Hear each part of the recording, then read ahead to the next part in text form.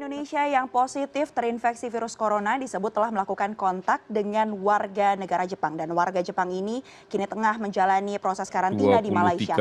Berikut ini adalah timeline perjalanan bagaimana warga Jepang dan juga sehingga dua total warga spesimen negara yang kita periksa saat ini sekarang kita update terlebih dahulu perkembangan kasus COVID-19 di Indonesia. Kita akan lihat bersama ini ya. Positif COVID-19.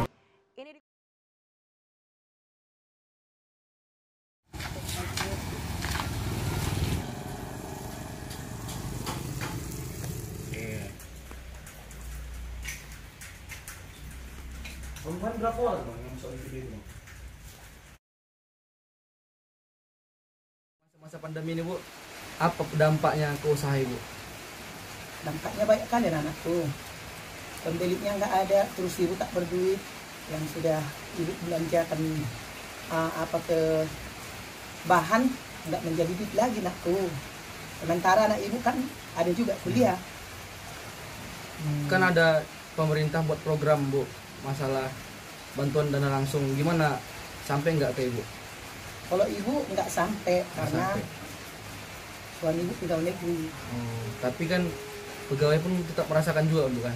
Merasakan, sangat merasakan, apalagi pegawai yang biasanya ini gaji ke-13 sudah cair, sampai sekarang nggak cair juga. Uang servis bapak udah cair, sampai sekarang juga nggak cair. Yang mengasih makan kan bapak. Iya. Ibu kan hanya menambah penghasilan si bapak. Tapi memang betul berdampak sekali Bu. Berdampak sekali. Karena kita pun nggak bebas mencari makan. Terus kemana-mana pun nggak bebas. Harapan Ibu lah ke pemerintah tentang pandemi ini. Kedepannya apakah program yang harus dibuat? Apakah memang bantuan itu janganlah difokuskan nggak pegawai yang kena, pegawai pun seharusnya Bu harus mendapatkan, karena kan kita pun Bu sebagai pendorong usaha suami yang pegawai merasakan dampak ini Bu. Seharusnya pemerintah harus mengerti Bu. Jadi apa harapan Ibu? Harapan saya yang paling utama sama pemerintah, kalau bisa adil lah. Karena bukan hanya masyarakat biasa yang merasakan pandemi COVID-19 itu. Kan COVID-19 itu tidak mengenal mana yang pegawai, mana yang tidak pegawai. Jadi harapan saya sebenarnya sih, saya juga mengharap adalah bantuan.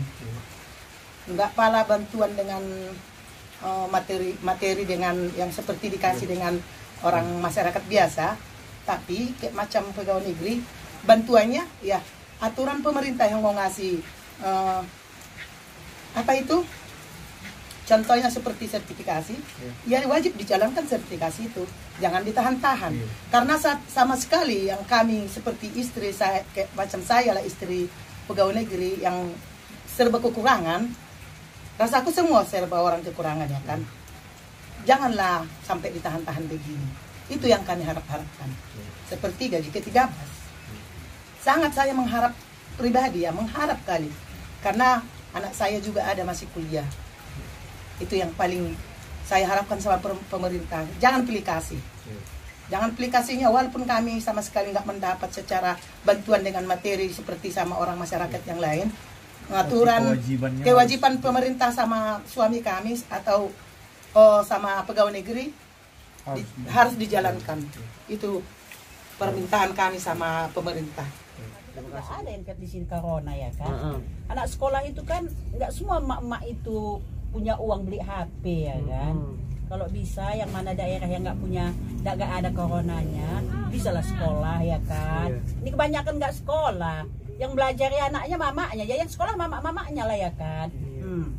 Wajar lah. Keluhan Ibu terhadap pemerintah untuk menangani corona ini agar tidak seperti gini-gini aja, maunya kayak dulu lah kayak gitu. Apa sih harapan Bapak dulu gitu?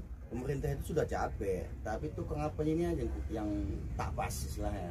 Ada juga yang nggak dapat, ada juga yang dapat. Kalau pemerintah itu sudah bagus.